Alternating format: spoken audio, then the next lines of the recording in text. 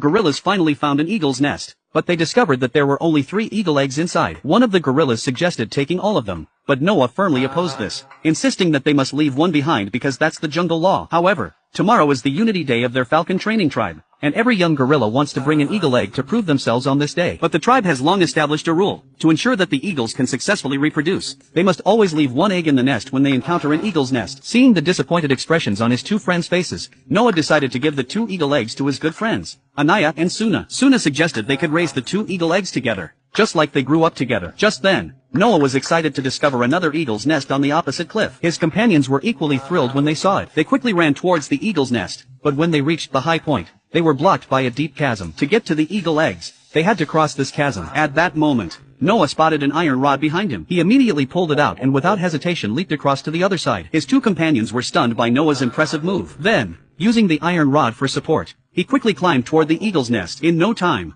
Noah reached the nest and, upon seeing 4 eggs inside, he happily waved to his friends. Just as he was about to take one of the eggs, the old eagle suddenly appeared in the sky, causing Noah to fall from the nest onto the rocks below. Before he could stand up, the already precarious rock he landed on began to crumble and fall. In a moment of crisis, Noah jumped to another rock, but this one was too steep and had no footholds. He could only slide down quickly along the rock. His 2 companions anxiously ran along the side, but there was nothing they could do to help. They could only watch helplessly as Noah fell from the rock. When they leaned over the edge to look down, they were surprised to see that Noah hadn't fallen all the way down. They let out a sigh of relief. Noah had landed on a ledge and pulled out an eagle egg to show his friends that it was safe and sound. Now each of them had an eagle egg in their hands, and they felt an immense excitement as they prepared to head home. The orangutans discovered that the blanket on the horse was missing. Suddenly, they saw a shadow moving in the woods. Upon closer observation, they found that the shadow was hiding behind the trees. Suna took out a lasso and threw it. In the next second, the shadow, draped in the horse's blanket, quickly fled. They chased after it. Following the shadow, the group reached the entrance of a tunnel. However, when they saw the entrance, they all stopped in their tracks. Although the blanket was not far away,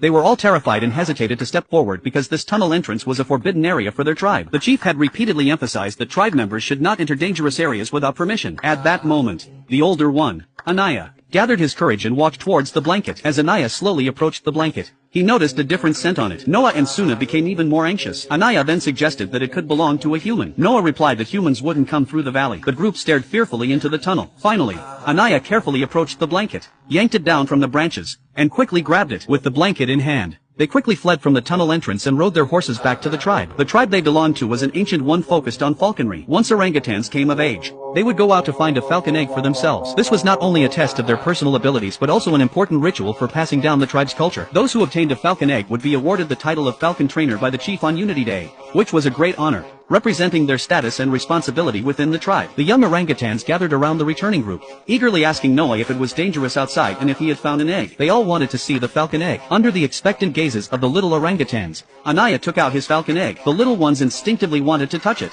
but Anaya firmly refused, saying it was his treasure for the ceremony the next day and he couldn't let them break it. Then Noah went to visit his mother. When she saw Noah return safely, her face lit up with a smile, her eyes filled with joy. Upon learning that Noah had obtained a falcon egg, she wanted to see it, but Noah jokingly said that no one could look at it before the ceremony, not even a respected elder. His mother understood that falcon eggs were hard to find. She just felt grateful that her child was safe. She looked at her child's hands with concern and then urged Noah to go see his father, who had been waiting for good news. Noah's father was the chief of the tribe and also the most outstanding falcon trainer in the tribe. He was highly respected, not only for his exceptional falconry skills but also for his wisdom and leadership abilities. The leader of the orangutans caught the scent of humans. Noah handed a blanket to his father. After smelling it, his father immediately asked Noah if he had been to the valley outside. Noah firmly told his father that he had not been there, knowing that it was a forbidden area. However, his father questioned him, asking how there could be human blood on the blanket if he had never been to the forbidden area. Noah insisted that he had not gone there. Seeing the terrified expression on his son's face, his father stepped forward to comfort Noah, telling him that they were still young and had much to learn. Keeping them away from the forbidden area was for their own good, as humans would only bring danger to their tribe. But there was no need to worry too much.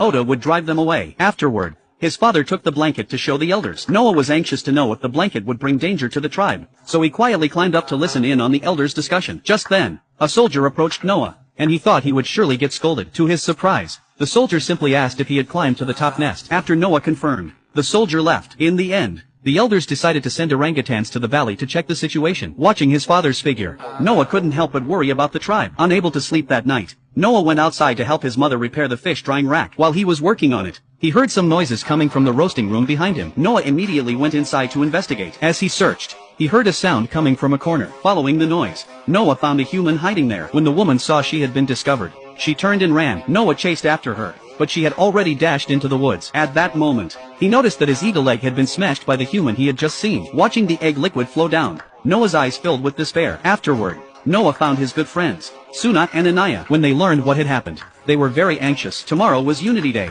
and they didn't know what to do. Suna suggested that Noah could talk to his father, since he was the leader of the tribe. But Noah flatly refused. He knew that because his father was the leader, he would never break the long-standing rules for his son. Not wanting to disappoint his father and wanting to prove himself to the tribe, Noah decided to go look for another egg at the cliff during the day. After that, Noah mounted his horse and headed towards the valley under the night sky. Noah discovered several corpses lying in an open area. However, these corpses were clearly not from his tribe of gorillas. Just as Noah was about to remove the masks from their heads, a gorilla appeared behind him. It was Oda, who had been sent by his father earlier in the day to check on the situation. At this moment, Oda was severely injured and wanted to convey some important news to Noah, but before he could say anything, he collapsed. It was then